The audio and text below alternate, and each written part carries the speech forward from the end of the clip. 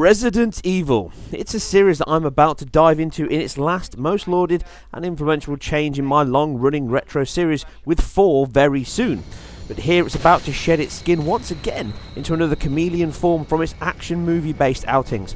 But rather than lead the pack, this time it takes its inspiration from another master in Hideo Kojima's PT, and the still mind-bogglingly cancelled Taster we enjoyed in late 2014.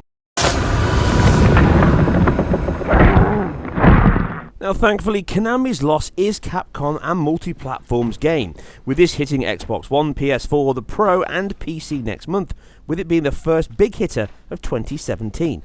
Now not only have they managed to continue with the simply pant-filling horrific beauty of this title, but they've also managed to boost the frame rates from 30 to 60. It also adopts the first-person view of that game, and it is the change that has angered some of the fans of the series. But once you play, it all makes sense, along with adding greater options, including the PSVR mode, which is one of the best and worst experiences I've had so far in VR. Check out my upcoming PSVR video for more on that. Now, the entire game can be played in this also, but be sure to stock up on fresh pants and sleeping aids after those sessions. I also hope this will hit PC VR at a later date. Now, the frame rate hike means it still runs at the same rate as the recently released remasters, but it's a generation or two beyond what they deliver.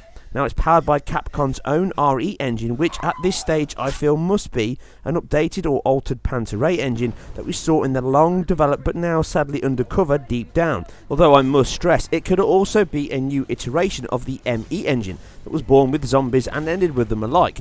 The single letter change makes this even more of a possibility, with the Ray engine having some known issues along its development path. The base is irrelevant though at this point, as the results are this good and convincing. The choice, whatever they made, was the correct one. To deliver such foreboding terror, the game actually adopts photogrammetry techniques. Yes, the very same recently made popular by Battlefront, but it's not something that hasn't been done before. Even Resident Evil 4 had its own version of that technique to get the assets and texture quality back in the day, but obviously now the techniques and the abilities are far more advanced.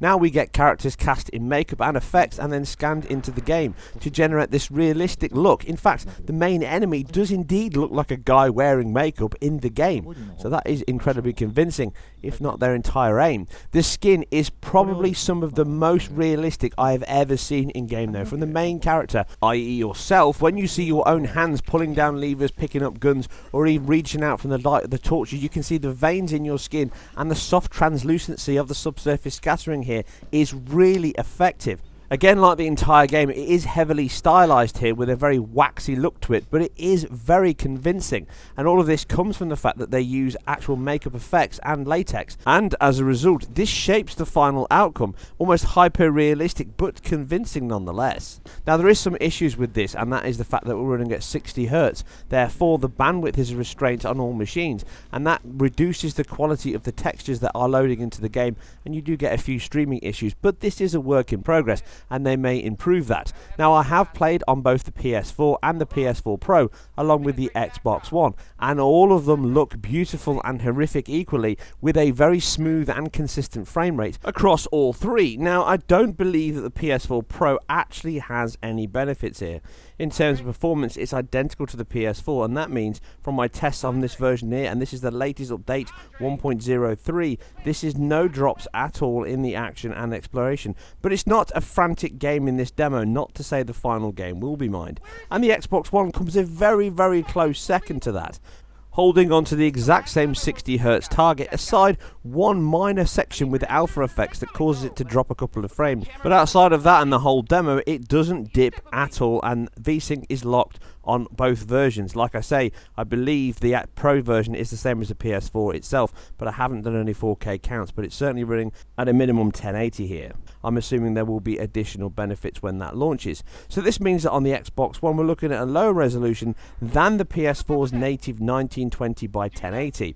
Now there is something strange going on here. There are additional filters to the game. Obviously you've got lots of bloom, chromatic aberration, and light flare and volumetric lighting in the title, But it seems on the Xbox One that the game uses an MSAA type reconstruction technique from a base lower resolution, and that means we're getting a 960 by 540 resolution, then reconstructed back to a native 1920 by 1080. Now, I'm not too sure, and I'm pretty convinced that the PS4 must be doing exactly the same thing, but I believe it's further on, therefore it's a more refined technique, and I'm not getting spots where I'm noticing this reconstruction technique. So more likely the Xbox One will be a much smoother looking presentation when it finally launches. With another difference also being the shadow quality on the Xbox One is much lower and more dithered. The filtering is lower, giving it a more of a stippled effect on the screen, which you can see here between the PS4. And again, I do feel as if the version is slightly behind the PS4, so some of these may improve when the final game ships. That both titles do have little bits of shimmer in certain areas, but the Xbox One is certainly affected more, with its at points, like I say, predominantly it's the width that causes issues. Height is nearly always at 1080. In fact, it took quite a few counts to get a point where I even got a count of 540 on the height. So they seem to have fixed the height side of the reconstruction much better than the width, and that is probably going to come in the final release. So what you get is a slightly noisier and less clean image on the Xbox One, and surprisingly than you get on the PS4. The Pro looks to be identical at 1080p as well at this point, but there obviously will be benefits, I'm assuming, when the game launches next month.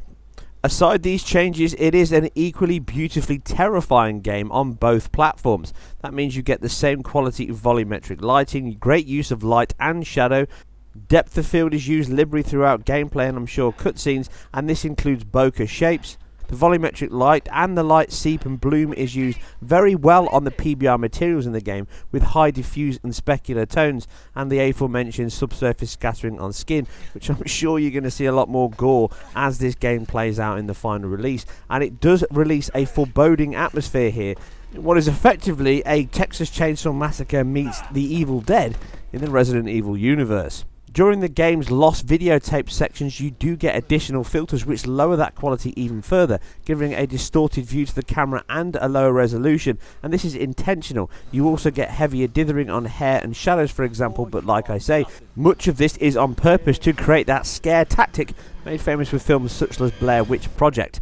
Again, the game is very convincing and scary indeed, and I really am looking forward to its return back to the horror survival style of the original Resident Evil, and more in line with what we expect of Resident Evil titles. And this also includes the puzzles and conundrums in the game, with the demo allowing you to finish multiple sections and different endings depending on the puzzles that you resolve. The final thing that splits the two is the performance. Like I've already said though, it's very minor. Aside a small dip on the alpha effects on the Xbox One, they both play out with a pretty much locked 60 FPS and VSync is fully engaged. You can see the rest of this footage on screen comparing the two. And as always, I hope you enjoyed this or anything else I've put together. If you did, then please feel free to subscribe and share where appropriate, and like if you did. Leave all your thoughts and feedback below, and keep an eye on my channel for much more content, including a full analysis of this title, including PC, once it launches. Just don't forget the toilet paper. I'll see you on the next one.